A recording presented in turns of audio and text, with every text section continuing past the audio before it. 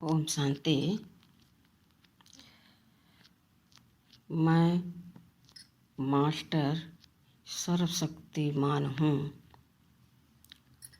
मैं मास्टर सर्वशक्तिमान हूँ। भगवान की सर्व शक्तियाँ हमारे ऊपर बरस रहे हैं। मेरा एक एक अंग पावन होता जा रहा है। मैं सर्वशक्तिमान की संतान मास्टर सर्वशक्तिमान हूँ। सर्व शक्तियाँ मुझ में दिव्यमान हैं और जिसके पास शक्ति होती है वह किसी प्रकार का डर क्रिएट नहीं करता। कहते हैं ना, मुझे पता नहीं क्यों डर लग रहा है। कोई भी कर्म करने, बोलने, किसी संबंध संपर्क में आने से उसका मन डरता है, कहीं मुझसे कुछ गलत न हो जाए। तो मैं सर्वशक्तिमान की संतान मास्टर सर्वशक्तिमान हूँ। मुझे किसी से डर नहीं, और जहाँ डर नहीं वहाँ किसी प्रकार का भय भी नहीं होता है। मैं निडर निर्भय मास्टर सर्वशक्तिमान हूँ। मैं सर्वशक्तिमान की संतान हूँ। सारी शक्तियाँ मुझ में समाहित हैं और मैं बेफिक्र बादशाह की तरह अपना जीवन व्यतीत कर रही हूँ। दूसरा, मैं बहुत बहुत धनवान हूँ। मेरे जैसा धनवान, संपत्तिवान, सुखी कोई नहीं। वाह, मेरा जीवन हर वस्तु से, हर सामग्री से, हर तरह की खुशी से एकदम भरपूर है। मैं बहुत धनवान हूँ, संपत्तिवान हूँ। मुझे किसी प्रकार की कोई चिंता नहीं है कि मेरे पास एक भी वस्तु की कमी है। नहीं, मैं एकदम भरपूर हूँ। तीसरा, मैं बहुत खुश हूँ। मेरे जैसा सुखी इस संसार में कोई नहीं। मेरे पास धन, संपत्ति और खुशी सब कुछ है। मैं बहुत खुश हूँ। मेरा सारा दिन, सारी रात हमेशा खुशियों से भरा रहता है। जो मेरे आसपास आते हैं वह भी महसूस करते हैं कि आप तो हमेशा खुश रहते हो और यह खुशी कैसे आपके पास स्थायी बनी रहती है। तो मैं यही सबसे कहता हूँ, मैं यह खुशी, यह शांति रोज़ भगवान से प्राप्त करती हूँ और इसीलिए मैं खुश रहती हूँ।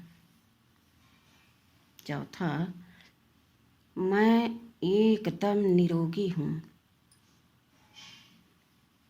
मेरे जैसा कोई निरोगी नहीं, स्वस्थ नहीं, तंदुरुस्त नहीं। मैं आत्मा अपने आप को इतना सशक्त, निरोगी, स्वस्थ, तंदुरुस्त और खुशहाल जीवन जीने का अनुभव कर रहा हूँ। मेरे पास हेल्थ, वेल्थ, हैप्पीनेस सब कुछ है। 5वां, मैं आत्मा पूर्वज हूँ और पूर्वज का काम क्या है? अपनी सारे धर्मों की आत्माओं को, अपने टाल टालियों को सुख देना, शांति देना। मैं अपनी मन बुद्धि से पूरे विश्व की आत्माओं को सकाश देती रहती हूँ मनसा द्वारा, और यह सकाश पूरे विश्व में फैलता है। चारों ओर अपार शांति, खुशी का अनुभव होता है। मैं आत्मा पूजनीय हूँ। मेरे जैसा श्रेष्ठ कोई नहीं। मैं आत्मा मंदिरों में जड़ चित्रों की मूर्तियों में विराजमान हूँ। मैं आत्मा बहुत बहुत खुशनसीब हूँ।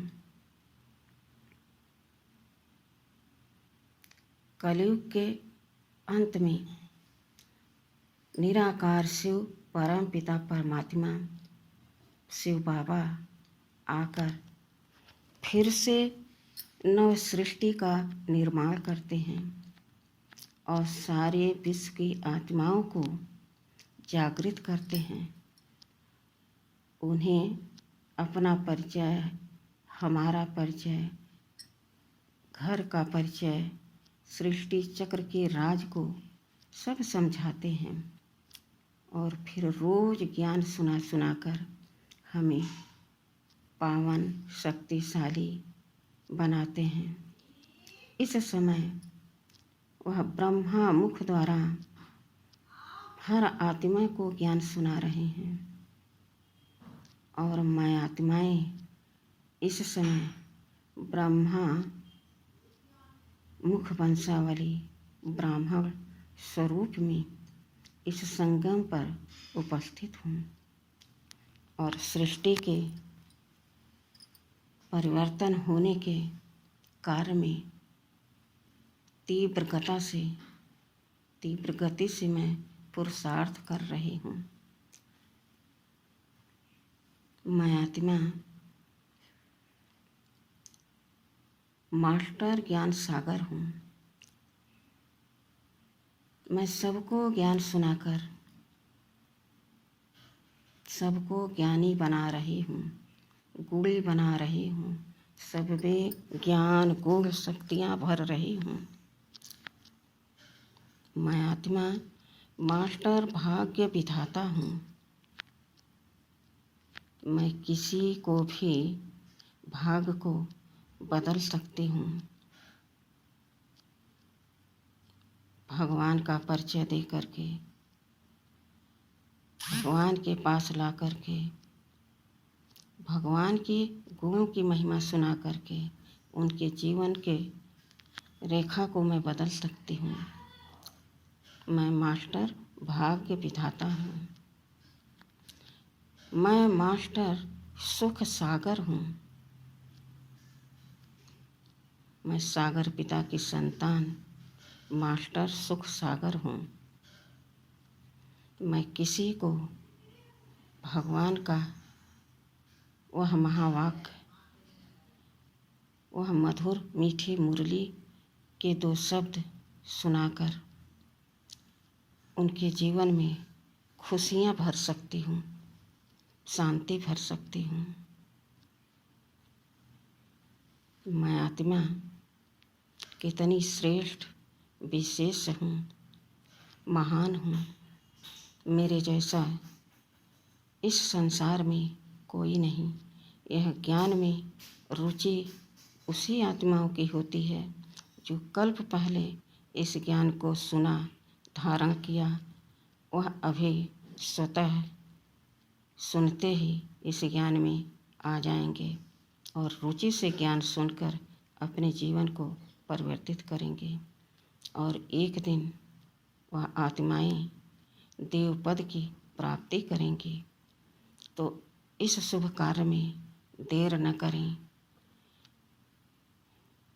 देर हो जाने से हमारी भाग्य भी सो जाते हैं, हमारी किस्मत भी साथ नहीं देती। फिर हम कहते हैं कि मेरी किस्मत ही खराब है।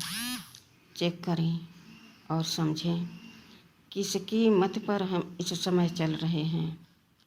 इस समय श्रेष्ठ मत देने वाला, श्रेष्ठ बुद्धि की हमारे अंदर रचना करने वाला परमपिता परमात्मा शिव हैं। उनके सिवा भला कौन हमें ऐसा श्रेष्ठ मति दे सकता है। तो विचार करें और तुरंत इस ज्ञान में आ जाएं। अपने भाग्य को संवारें, अपने जीवन को सुधारें और अगले जन्म के लिए धनवान, गुणवान, शक्तिवान, दयावान, धर्मवान सब कुछ अपने अंदर धारण करें। तभी तो हम सतयुग में जाएंगे। सत्य के राज में कोई ऐसे ऐसे थोड़ी जा सकते हैं। यहाँ पर सत्यता का हमें प्रमाण देना पड़ता है। अंत समय में यही भगवान धर्मराज बन करके हमारे सामने हमारे बही खाता दिखाएंगे और कहेंगे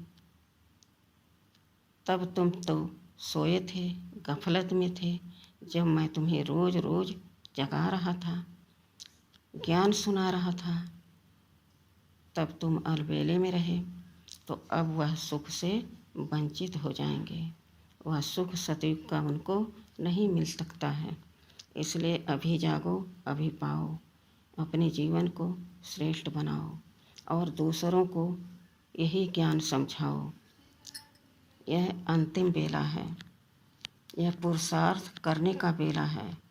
भाग को चमकाने का बेला है। सोने का, गफलत करने का, सुस्ती में रहने का नहीं है। झरमुई झगमुई में अपना समय बिताने का बेला नहीं है। तीव्र गति से इस ज्ञान में लगने पर पुरुषार्थ अपना बढ़ाओ। अपने विवेक को जगाओ कि मुझे यहाँ क्या मिल रहा है और दुनिया में हमें आज तक क्या मिला। तो आप रिफाइन होते जाएंगे और आपका विवेक जागृत होता जाएगा। जैसा जो करेगा वैसा वो पाएगा। हमारा काम सबको संदेश देना है। जिस तरह से भगवान ने हम आकर के संदेश दिया, अपना बनाया, रोज़ पढ़ा रहे हैं, रोज़ मुरली सुना रहे हैं। इसी तरह से बाबा ने कहा बच्चे तुम्हारा यह कर्तव्य है कि तुम पूरे विश्व की आत्माओं को संदेश दो, हमारा परिचय दो, ज्ञान सुनाओ, कोर्स कराओ। उनको किसी न किसी विधि से इस ज्ञान में लाकर उनके जीवन को चमका दो। उसका एवजा मैं तुम्हें दूंगा और जो तुम पुरुषार्थ कर रहे हो उसका तुम्हें अलग दूंगा। दोनों प्रकार से मेरे पास बाबा की हर शक्ति, गुण, शांति, सुख सब प्राप्त है, यहाँ पर भी और सतयुग में भी। कितना हम शुक्रिया करें बाबा का, सब कम है। बाबा मीठे बाबा, बहुत बहुत शुक्रिया, बहुत बहुत धन्यवाद। ओम शांति।